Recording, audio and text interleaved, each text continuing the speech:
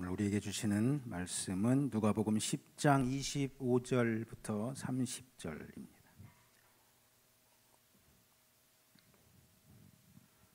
네, 성경을 찾으셔도 되고 또 앞에 화면을 보셔도 됩니다.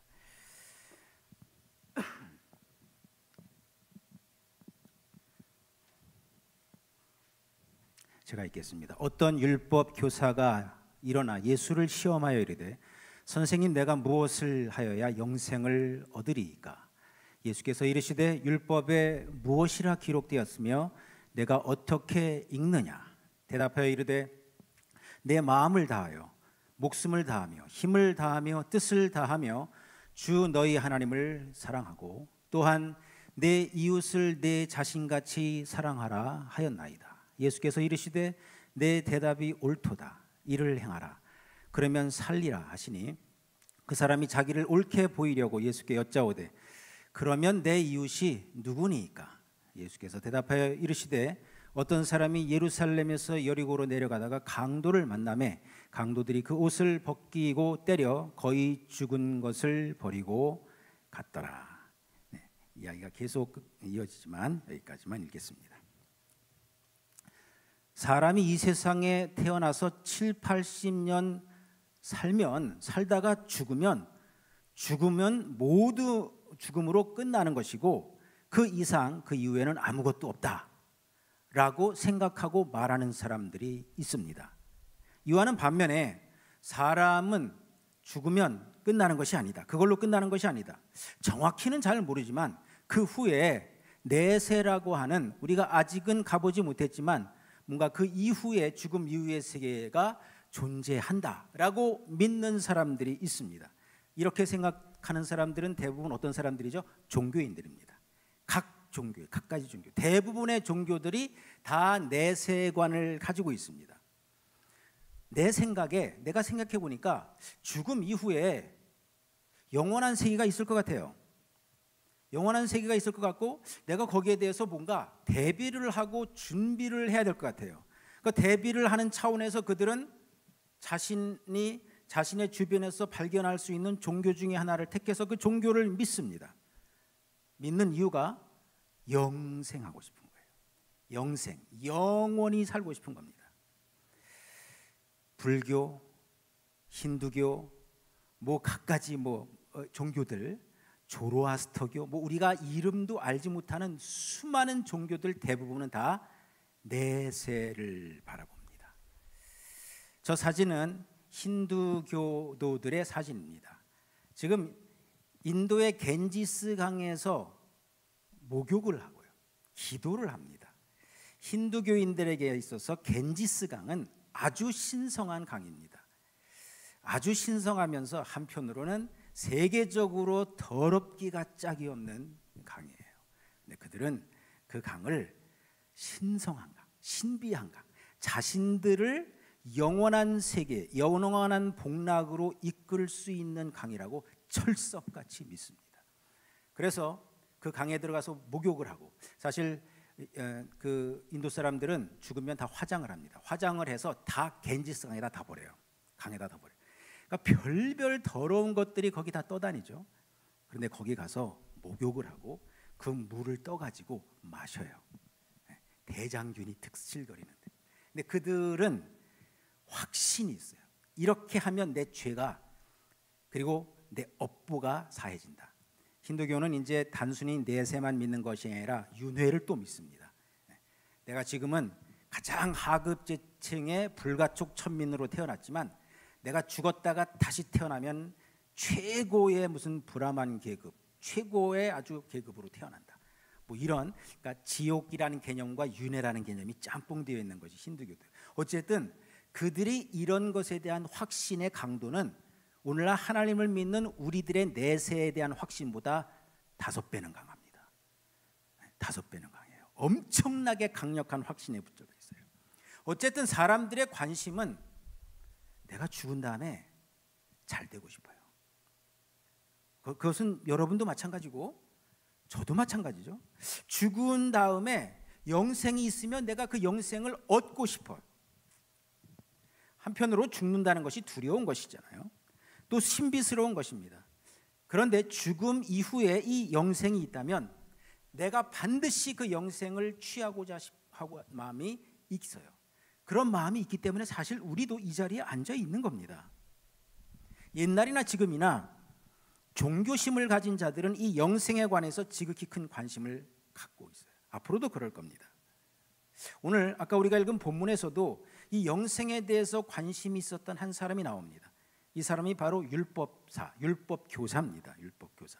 율법을 가르치는, 율법이 뭐죠? 구약성경, 하나님의 말씀 중에서 구약성경이죠. 특히 모세오경 같은 율법을 가르치는 율법사예요. 이 율법사가 예수님께 나왔습니다.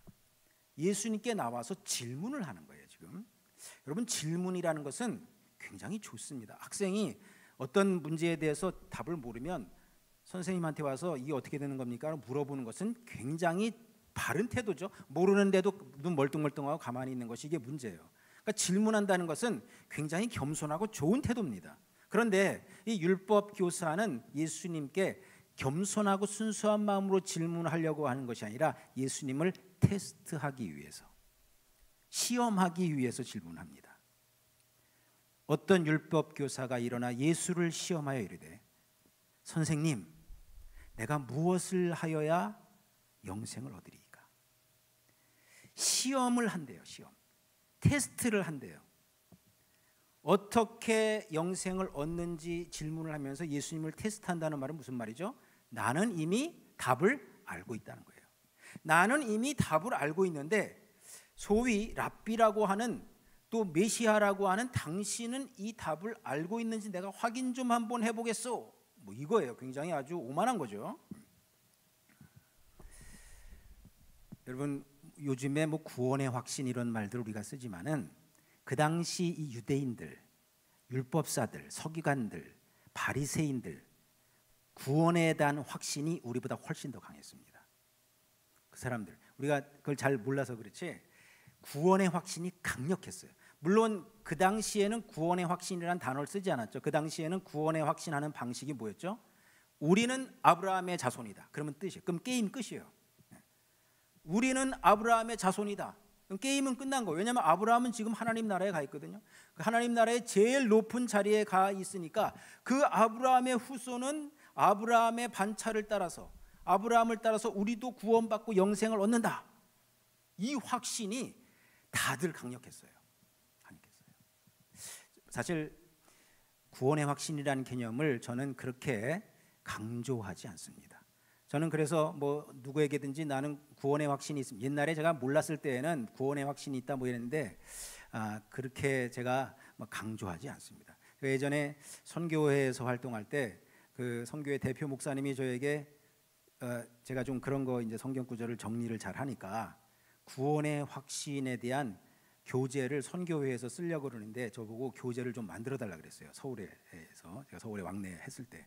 그래서 제가 열심히 만들어 가지고 구원의 확신 한 20페이지짜리 성경 공부 교재를 만들어서 그거를 실제로 사용했습니다. 뭐 별별 성경 구절이 다 나오잖아요. 근데 지금 돌이켜 보면 쥐뿔도 모르면서, 구원이 구자도 모르면서, 하나님의 하자도 모르면서 제가 열심히 했던 기억이 납니다. 여러분, 구원의 확신이라는 자체는 저 굉장히 불완전한 개념이에요. 확신, 인간이 확신해야 얼마나 확신합니까? 자기 착각인 경우도 허다하게 많아요. 저는 구원의 확신이라는 말은 더 이상 쓰지 않아요. 그런 뭐 교재 같은 거 만들지 않습니다. 그러니까 확신을 하느냐 안 하느냐가 중요한 것이 아니에요. 왜냐하면 잘못된 방식으로 확신하는 풍조가 오늘날 우리나라 교회에 아주 널려져 있어요. 다 너도 나도 구원받았대요. 실상은 뒤집어 보면 그게 아닌데. 그래서 우리가 너무 그런 구원의 확신이라는 개념에 빠지면 안 됩니다. 어쨌든 이 율법 교사는 구원의 확신에 충만했어요. 나는 영생의 비결을 알고 있다. 100% 알고 있다. 근데 당신은 압니까? 질문하는 거예요. 여러분, 예수님께 나아가서 주님, 어떻게 하여야 영생을 얻으리까? 라고 질문한 사람이 이 사람 말고도 또 있죠. 또 있어요. 여러분 혹시 기억나십니까? 그런데 우리가 잘 기억해야 될 것은 어떻게 해야 영생을 얻으리까 했는데 거기에 대해서 주님의 답변이 다 달라요. 이 시간에는 그것을 살펴보는 시간은 아닙니다. 근데 잠깐 한번 우리가 살펴보겠습니다. 어떻게 하여야 영생을 얻으리까라고 부자 청년이 물어봤더니 뭐라 그랬어요? 예수님은 너 전 재산 팔아서 나눠주라. 그러니까 무슨 말이에요? 그 부자 청년이 영생을 얻으려면 그 부자 청년은 전 재산을 팔아야 돼요. 여러분 이것이 이해되십니까? 영생을 얻으려면 우리 생각에는 뭐 해야 돼요? 뭐 예수 믿어야지. 근데 예수님은 너 영생 얻으려면 나 믿어 그러지 않았어요. 너 전 재산 팔어. 우리가 이 영생의 개념을 정확히 구원의 개념을 알지 못하면 혼돈 가운데 사로잡힙니다. 예수님이 제자들에게 어떻게 구원을 얻는다 그랬어요? 지극히 작은 자 하나. 저도 이 구절을 읽을 때마다 참 옛날에 몰랐을 때도 뜨끔거렸고요. 지금도 그래요.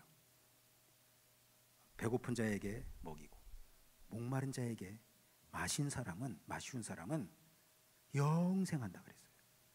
배가 고픈 사람이 있고 목마른 사람, 이 지극히 그 별 볼일 없는 작은 사람에게 마시우지도 않고 먹이지도 않고 돌보지도 않은 영벌에 처해요. 아니 어떻게 그럴 수가 있어요? 아니 여러분 그 이해되십니까? 이게 우리가 하나님의 말씀을 잘못 이해하면요 이게 굉장히 아주 혼돈 가운데. 아니 영생을 얻고 안 얻고의 기준이 배고픈 자 먹이고 안 먹이고에 있다는 얘기예요. 이거는 뭡니까 또? 또 예수님은 제자들에게 뭐라 하셨어요? 범죄하는 손과 발을 잘라버리고 눈을 빼어버리라. 그래야 영생에 들어가는 거예요. 안 잘라버리면 지옥에 들어가는 거예요. 이걸 잘라버려야 천국에 간다 그랬어요. 이거는 또 뭡니까? 예수님의 답변은 가지각색이에요. 오늘 율법사에 대해서는 뭐라 그랬어요? 율법교사가 어찌하여 영생을 얻으리까? 여기에 대한 주님의 답변은 또 달라요. 또 달라. 이 모든 답변들을 우리가 완벽하게 이해해야 우리는 구원의 길을 아는 거예요. 복음이 뭔지 알게 되는 겁니다. 모르면 혼란스러워요. 저도 수많은 세월들을 혼란 가운데 있었지만 이제는 뭔가 조금 이제 정리가 됐어요. 참 한편으로는 감사한 겁니다. 어쨌든 이 시간에는 이것들을 다 각각 살펴보는 시간은 아니지만 영생을 어떻게 얻느냐에 대한 예수님의 답변이 가지각색인 것을 보면서 우리는 기존에 가지고 있던 신앙의 관념을 고쳐야 돼요. 정말 우리의 기존의 신앙관념을 주님은 송두리째 뒤엎어버립니다. 깜짝 놀랄 정도로 송두리째 뒤엎어버려요. 우리가 이것들을 분명하게 깨달을 수가 있어야 합니다. 자, 이제 본론으로 다시 돌아가 보겠습니다. 어떻게 영생을 얻을 수 있는가에 대한 이 율법교사의 질문에 대해서 주님은 뭐라 그러셨죠? 네가 율법을 가르치는 율법교사니 네가 먼저 말해봐라 그랬어요. 네가 먼저 말해봐라. 기회를 주신 거죠. 그러니까 그 율법사가 뭐라고 대답했죠? 대답하여 이르되 내 마음을 다하며 목숨을 다하며 힘을 다하여 뜻을 다하며 주 너희 하나님을 사랑하고 또한 내 이웃을 내 자신같이 사랑하라 하였나이다. 답을 아주 기똥차게 했습니다. 그러니까 이 말씀을 들으시고 이 답변을 들으시고 주님이 뭐라 그랬죠? 너 정말 잘했다. 100점이다. 정답을 말했다 그랬어요. 그리고서 예수님이 이어서 말씀하십니다. 뭐라고 말씀하시죠? 예수께서 이르시되 내 대답이 옳도다. 뭐라 그랬어요? 이를 행하라. 그러면 살리라. 다시 말해서 네가 정답을 네 입으로 얘기했으니까 네가 아는 그대로 행하면 네가 그토록 궁금해하는 영생을 네가 얻게 될 것이다. 말씀하시는 거예요. 여기서 주님은 영생하는 것이 두 세트로 이루어졌다는 걸 말씀합니다. 영생을 얻으려면 첫 번째 세트 1이에요. 하나님을 사랑하고 마음과 정성과 목숨을 다해서 하나님을 사랑하고, 두 번째 세트 2입니다. 내 이웃을 내 몸과 같이 사랑하라. 이 두 세트, 한 세트를 주신 것이 아니라 두 세트를 주신 거예요. 이 두 세트 중에 하나도 빠지면 안 돼요. 이 두 세트가 온전히 구비가 되어 있어야 됩니다. 그랬더니 이제 이 율법 교사가 말을 합니다. 그 사람이 자기를 옳게 보이려고 예수께 여짜오되 그러면 내 이웃이 누구니까? 왜 이게 지금 첫 번째 세트입니까? 두 번째 세트입니까? 두 번째 세트. 이 율법 교사는 첫 번째 세트에 대해서는 언급을 안 하고 두 번째 세트에 대해서는 언급해서, 왜 그랬죠? 첫 번째 세트는 당연히 100점이야. 뭐 언급할 필요 없어. 나만큼 하나님을 사랑하는 사람이 세상에 어디 있어? 나만큼 내 모든 것을 다해서 하나님을 사랑하는 사람이 어디 있어? 그러니까 첫 번째 세트는 말할 것도 없어. 이제 두 번째 세트에 관심이 꽂힌 거예요. 근데 여기에도 그는 자신이 있었습니다. 자기는 영생을 얻기 위해서 행해야 되는 이 율법의 두 번째 조항도 100% 잘 지키고 있다고 생각하는 거예요. 그래서 이런 자신의 모습을 예수님께 드러내기 위해서, 그렇다면 내 이웃이 누구입니까? 이것도 몰라서 질문하는 것이 아니라 나는 다 알고 있는데 당신이 아는가라고 이제 물어보는 거예요. 자신 있다는 말이에요. 이렇게 구원과 영생에 대한 확신으로 가득 차 있었던 율법 교사에게 주님은 전혀 예상치 못한 이야기를 하십니다. 그것이 바로 선한 사마리아인에게입니다. 선한 사마리아인.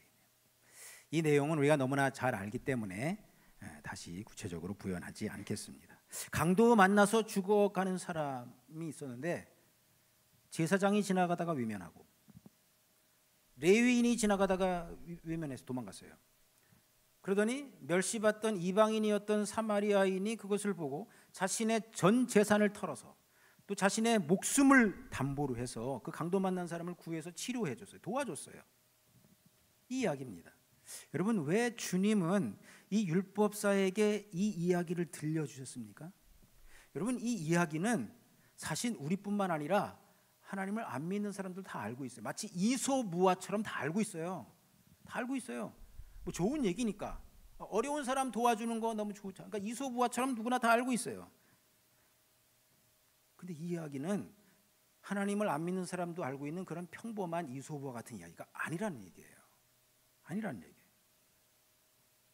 이 이야기는 첫 번째로 이 율법 교사의 문제점을 전곡으로 찌르는 이야기고, 두 번째로 이 이야기에 듣는 무엇에 대한 답변이죠? 지금 영생을 어떻게 얻으리까? 라는 예수님의 답변이라는 것. 여기서 우리는 또 충격을 받습니다. 충격을 받아요. 자, 이제 율법 교사의 문제로 다시 돌아가 봅시다. 이 율법 교사는 이 이웃 사랑을 나름대로 100% 실천한다고 스스로 자신했어요. 내가 가진 것도 남에게 나눠주고 남의 필요로 채워줬어요. 우리는 이 율법사가 어떤 식으로 다른 사람을 도와줬는지 구체적으로 성경에서 알 수는 없지만 아마 남들보다는 꽤 많이 도움을 베풀었을 것 같아요. 그런데 여기에 문제가 있었어요. 무엇이냐면 이 율법 교사가 도움을 준 대상은 다 자기하고 친한 사람들이에요. 내 친구들, 내 동족들, 내 동료들, 나하고 가까운 뭐 제사장들, 쉽게 말해서 요즘 말로 끼리끼리 놀았어요. 어제는 친구 율법 교사한테 물질적인 도움을 주었고 봉투 하나 줬어요. 어렵다고. 그저께는 자기가 아는 친한 제사장이 집 이사한다고 이삿짐 날라줬어요. 오늘은 자기 선배 레위인이 성전 봉사하는 일 가서 같이 도와줬어요. 야, 나만큼 이웃을 사랑하는 사람이 어디 있어? 나야말로 내 이웃을 내 몸과 같이 사랑하라는 이 하나님의 말씀을 그 누구보다도 잘 지키는 사람이야 라는 자기 확신이 있었던 거예요. 이 율법사 앞에서 예수님은 그가 예전에는 전혀 생각지도 못했던, 자기들이 그토록 싫어하고 멸시했던, 거부감으로 가득했던 그 이방인 사마리아인을 등장시키셔요. 여러분도 많이 이제 들어서 아시겠지만 유대인들이 사마리아인들을 사람 취급도 안 했잖아요. 개 취급했잖아요. 오죽하면 길 가다가 사마리아인이 사는 동네가 나오면 돌아갔어요. 다른 건 뭐 따질 거 없이 그거 한 가지만 봐더라도 얼마나 그들을 싫어했는지. 아니 길 가다 아무리 싫어해도 그 동네는 지나갈 수 있잖아요. 근데 얼마나 그들을 싫어했으면 그 동네를 그냥 직선거리로 가면 빨리 갈 거리인데 2배, 3배 거리를 돌아서 갔어요. 돌아서. 그리고 그들을 향해서 우리는 하나님의 택하심을 받은 구원받은 백성이고 너희는 지옥에 떨어질 개 같은 민족이다. 이렇게 생각을 했어요. 정말 그렇게 생각했어요. 그런데 예수님은 자기들이 그렇게 멸시하고 그렇게 혐오했던 그 사마리아인이 목숨을 걸고 나도 강도에게 죽임을 당할 수도 있는데 그 모든 위험을 무릅쓰고 그 불쌍한 사람을 도와준 이야기를 하시는 거예요. 여기에서 주님은 그 율법교사의 문제점을 전곡으로 찌르셨어요. 너는 네 동료와 네 이웃을 사랑한다고 도와준다고 하는데 너는 강도 만나서 죽어가는 사람을 도와줄 수 있느냐? 이거 말씀하시는 거예요. 강도 만나서 죽어가는 사람을 도와줄 수 있느냐? 네가 그것을 해야 너 진짜 이웃 사랑하는 거야. 니들끼리 다 잘 먹고 잘 사는 니들끼리 서로 돕는 것은 그건 누구나 다 한다. 그런 거 하지 말라는 얘기죠. 이웃사랑은 취미생활로 할 수 있는 게 아니라는 거예요. 취미생활로 할 수 있는 게 아니에요. 이웃사랑은 내 모든 것을 걸어야 합니다. 이웃을 제대로 사랑하려면 내 자신을 철저히 희생시켜야 돼요. 나는 손해를 봐야 돼요. 나는 하나도 손해를 보지 않고 앉아서 편하게 이웃사랑하는 방법은 없어요. 그거는 참된 이웃사랑이 아니에요. 내가 손해를 봐요. 이 사마리아인처럼 내 목숨이 위험할 수도 있는데도 하는 거죠. 그런데 그 율법교사의 이웃은 다 자기 친구 율법교사들이었어요. 친구들. 자기 친구, 자기 선배, 자기 후배, 끼리끼리 다 끼리끼리. 여기서 우리는 주님이 우리에게 요구하시는 삶의 본질을 우리가 깨닫게 되는 거예요. 그리고 예수님이 우리 죄인들을 사랑하신 사랑이 바로 이런 사랑이라는 거예요. 모든 것을 다해서 던졌어요. 모든 것을 던졌어요. 철저히 자기 자신은 100% 손해를 보고 자기 자신을 던진 거예요. 이런 것이 진짜 이웃사랑이라는 거예요. 근데 이런 사랑은 그 율법교사에겐 하나도 없었습니다. 하나도 없었어요. 아마 그 사람은 길거리에서 강도 만난 사람을 보면 제일 먼저 도망갔을 겁니다. 그러면서 자기는 100% 이웃사랑을 한다고 자신했던 사람입니다. 주님은 이 율법사를 향해서 너희가 그토록 싫어하고 혐오했던 사마리아인이 그렇게 했다는 거예요. 사마리아인도 그렇게 했는데 너희는 맨날 하나님 앞에 나와서 제사 드리고 예배하고 성경 읽고 찬양하고 매일 뭐 하나님을 열심히 섬긴다고 하는 너는 목숨 걸고 그 일 할 수 있느냐? 이거를 도전하신 거예요. 이것이 이 말씀의 본질이에요. 넌 목숨 걸고 그 일 할 수 있느냐? 하고 정면으로 도전하시는 겁니다. 이제 좀 이해가 되셨습니까? 이것이 예수님의 이 답변의 말씀의 의미입니다. 바로 이것이 오늘날 나는 하나님의 뜻대로 그래도 어느 정도 잘 살고 있다라고 생각하는 수많은 사람들의 치명적인 문제점이에요. 너무나 자기 편의주의적으로 성경 말씀을 해석해요. 그리고 나는 하나님의 뜻대로 살고 있다고 생각하는 거예요. 저는요 성경 말씀대로 예수를 그래도 사랑하거든요. 이렇게 착각 속에 빠지게 되는 겁니다. 여러분, 이웃 사랑은 쉬운 게 아니에요. 그러니까 우리가 우리 자신의 주제라도 알고 있어야 되는데 내 주제를 모르고 나는 그래도 잘 알고 있다고 착각하는 것이 문제입니다. 오늘날 많은 크리스찬들의 문제는 끼리끼리는 잘 논다는 거예요. 근데 나하고 불편한 관계에 있는 사람, 그런 사람과는 벽을 딱 쌌습니다. 많아요. 교회 안에 수없이 많습니다. 그러니까 교회에 와서는 집사님, 권사님 뭐 해가면서 막 천사처럼 행동을 해요. 근데 딱 교회를 떠나서 집에 돌아가서는 불편한 관계에 있는 사람에게 막 찬바람이 쌩쌩 돌아요. 정말 이런 모습들을 가진 크리스찬들이 너무나 많아요. 그러니까 뭐죠? 자기들끼리 심지어 자기들끼리 중보기도 팀을 만들어서 기도를 열심히 하는 팀도 있어요. 저는 그런 중보기도는 빨리 깨져야 된다고 봐요. 빨리 깨져야 돼요. 없애야 돼요. 중보기도 열심히 하고 집에 돌아가서는 찬바람이 쌩쌩 도는 거예요. 하나님 오실 때 그건 가증한 거거든요. 이 가증한 크리스찬들이 오늘날 교회에 너무나 많습니다. 너무나 많아요. 여러분, 주님은 마태복음 5장 46절에서 이런 식의 이웃사랑은 아무 의미가 없다고 말씀하십니다. 너희가 너희를 사랑하는 자를 사랑하면 무슨 상이 있으리요? 세리도 이같이 아니하니냐. 이웃을 사랑한다고 하는데 알고 보니까 누구를 사랑해? 끼리끼리. 너희끼리. 잘 마음이 통하는 사람끼리. 네가 오늘 밥 샀지? 내일은 내가 살게. 오케이? 뭐 이런 거.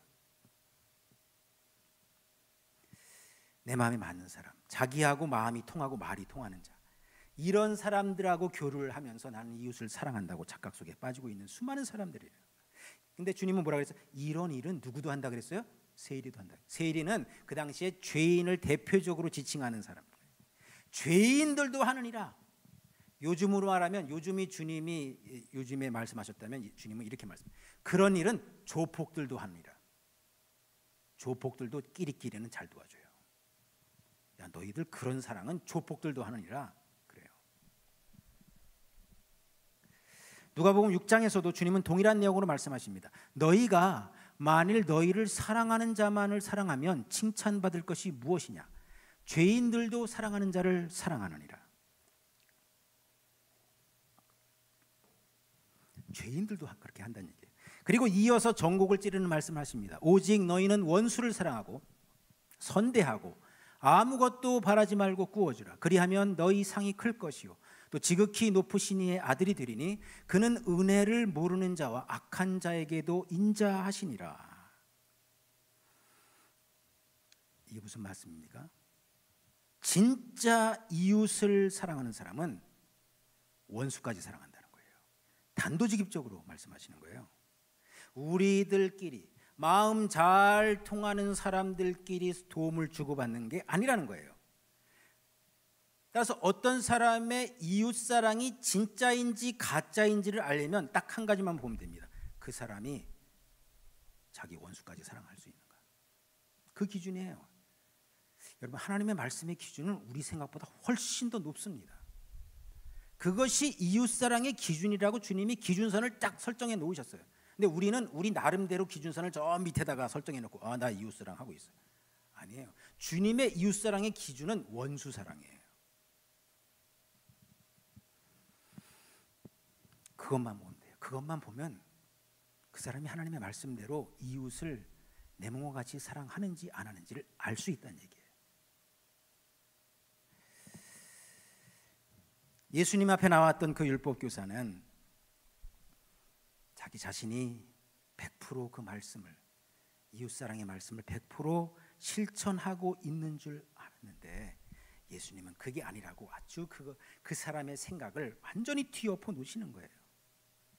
사실 우리는, 저도 이 말씀을 전하지만 우리는 그 하나님의 높은 기준에 아직 도달했습니까? 안 했습니까? 안 했어요. 못했어요. 저도 못했어요. 근데 도달은 못했어도 기준이 뭔지는 알아야 돼요.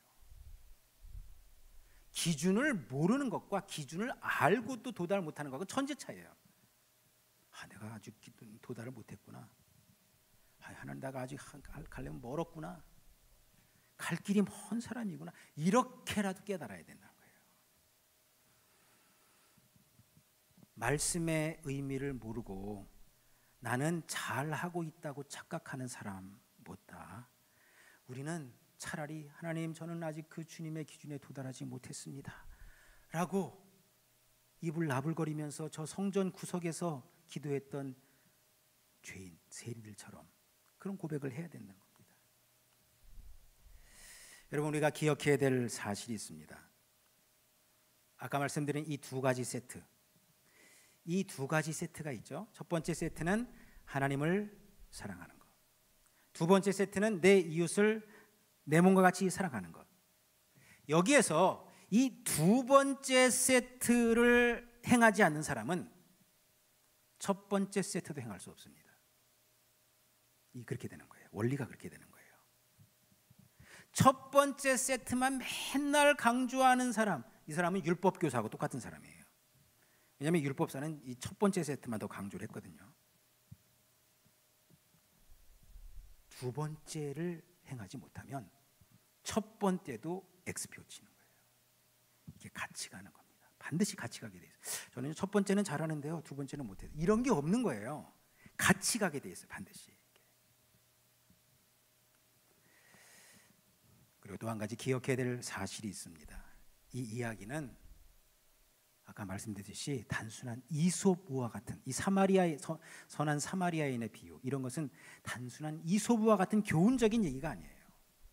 이것은 무엇과 관계 있죠? 우리 지금 이게 말씀을 나눈 것이 율법사의 근본적인 질문, 어떻게 하여야 내가 영생을 얻으리까? 이 질문 속에 다 지금 다 들어있는 거예요. 여기에 대한 예수님의 답변입니다. 주님은 이 이웃을 사랑하는 문제를 뭐하고 연결시켰어요? 영생하고 연결시켰어요. 충격이에요. 정말 충격이에요. 이게 제가 옛날에는 성경을 많이 읽었지만 이게 이해가 안 됐어요. 당연히 이해가 안 되죠. 뭐 아무것도 모르니까. 이걸 영생하고 연결시키는 거예요.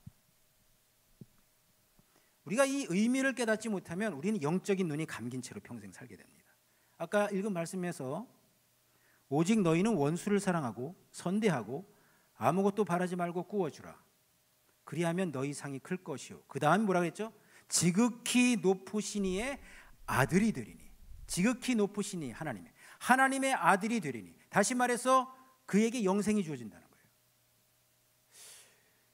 하나님의 말씀은 애매하지 않아요. 너무 명확하고 너무 분명합니다. 오해할래야 오해할 수가 없어요.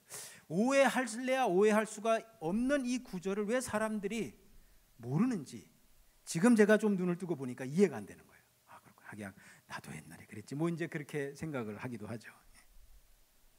여러분, 이것을 통해서 우리는 하나님이 어떤 분이신지를 새롭게 깨닫는 거예요. 우리에게 이웃사랑을 일방적으로 강조하시는 하나님이 아니에요. 그분은 우리 죽을 죄인들을 위해서 가장 소중한 아들을 보내신 분이에요. 정말 이웃사랑의 원조예요. 원조. 그것을 우리가 흉내라도 내라는 거예요. 먼저 그분이 샘플을 보여주시고 우리가 그것을 행하라는 겁니다. 우리는 이 사랑을 깨닫고서 이 사랑의 삶 속에 한 발 한 발 나아가야 하는 겁니다. 결론의 말씀을 드립니다. 결론을 제가 세 가지로 다시 요약을 합니다. 첫 번째, 이웃을 사랑하지 않는 자는 절대로 하나님을 사랑할 수 없다. 첫 번째 세트를 행하지 못한, 두 번째 세트죠. 다시 말씀드립니다. 두 번째 세트를 행하지 않으면 첫 번째 세트도 못하는 겁니다. 못하는 거예요. 어떤 분들은 제가 이런 얘기를 하면 저한테 그러더라고요. 하나님을 진심으로 사랑하면 그 하나님의 사랑에 감격해서 이웃도 사랑하게 된다. 그게 굉장히 그럴듯하게 들리죠? 무슨 말인지 이해되십니까? 하나님을 내가 깊이 사랑하면 그 하나님의 사랑에 깊이 빠져서 이웃도 사랑하게 된다. 맞는 말인 것처럼 보이지만 맞지가 않습니다. 여러분, 하나님을 어떻게 사랑하죠? 한번 그것을 한번 좀 이렇게 질문을 해서 각 사람의 의견을 한번 들어보고 싶습니다. 여러분, 우리가 하나님을 사랑한다는 말을 굉장히 많이 하죠. 하나님 어떻게 사랑합니까? 눈 감고 하나님 사랑해요 뭐 이렇게 하는 사람도 있고, 또 뭐 그 찬송가에 뭐 주님 사랑합니다 뭐 찬송 부르는 사람들, 뭐 어떻게 하나님을 사랑하는 게 뭐예요? 여러분, 하나님을 사랑하는 건 쉽지가 않아요. 하나님을 사랑하려면 내 자신을 쳐서 복종시켜야 돼요. 내 자신을 쳐서 복종시켜야 돼요. 하나님을 사랑한다는 것은 눈물 몇 방울 뚝뚝 흘리는 어떤 감상적인 것이 아니에요. 사람들은 하나님을 사랑한다는 걸 다 감상적으로 얘기해요. 그 눈물 뚝뚝 흘리고 주님이 나를 위해서 얼마나 그 십자가의 고통을 당하셨나. 하나님의 사랑을 알려면 내 자신과 처절하게 싸워보지 않은, 내 자신과 싸워보지 않은 사람은 하나님의 사랑을 알 수가 없습니다. 제가 그걸 깨달았어요. 원수 한 번 사랑해보지 못한 사람은 절대로 하나님의 사랑을 알 수 없어요. 그냥 추상적으로 아는 거예요. 추상적으로. 또 감상이 풍부한 사람은 뭐 조금만 생각하면 그 크신 하나님의 사랑하면 눈물이 뚝뚝 나오거든. 제가 말씀드렸잖아요. 저는 하나님을 만나고서 눈물이 없어졌어요. 눈물이 없어요. 그리고 제 자신에 대해서 냉철해졌어요. 냉철해지는 것이 하나님을 사랑하는 거예요. 감상적인 거 이거 오래 못 가요. 의미 자체도 없지만 우리는 우리 자신에 대해서 냉철해져야 됩니다. 어쨌든 우리는 이제 하나님을 사랑하는 것이 무엇이고 내 이웃을 내 몸과 같이 사랑하는 것이 무엇인지를 분명히 알아나가야 됩니다. 두 번째입니다. 이웃사랑은 끼리끼리 하는 게 아니에요. 자기 표현주의적으로 하는 거 아닙니다. 내가 마음에 맞는 사람끼리 도움을 주고받는 게 아니에요. 이웃사랑은 가장 사랑하기 어려운 사람을 사랑하는 거예요. 여러분 이 시간에 말씀을 들으면서 한번 마음속에 적용을 해보세요. 내가 가장 사랑하기 어려운 사람이 현재 누굽니까? 한 3사람만 생각해 보세요. 내가 가장 사랑하기 어려운 사람 딱 3사람. 그것이 여러분의 미션입니다. 하나님이 여러분에게 부여하신 미션이에요. 네가 그 사람을 사랑해야 나를 사랑하는 거다. 말씀하시는 거예요.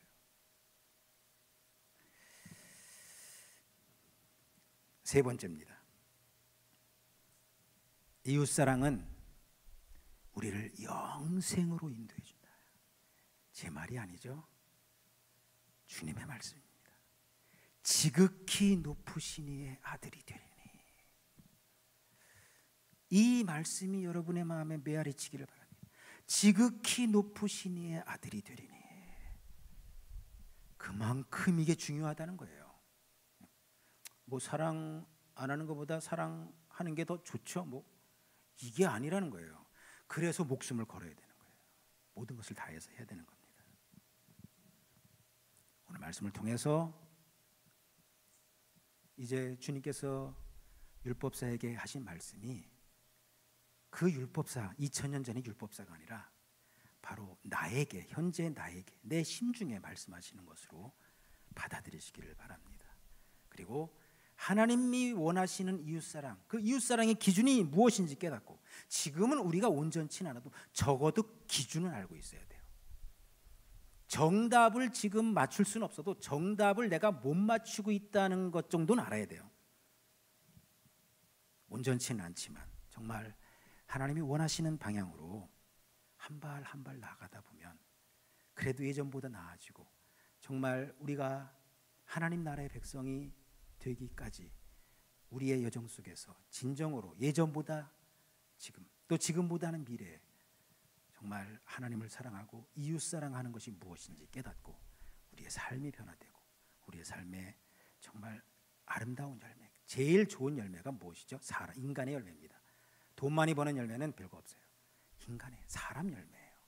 정말 여러분의 주변에서, 가정에서, 여러분이 사시는 삶의 자리에서 인간 열매가 맺혀지는 아름답고 복된 인생들 되시기를 주의 이름으로 축원합니다. 기도하겠습니다.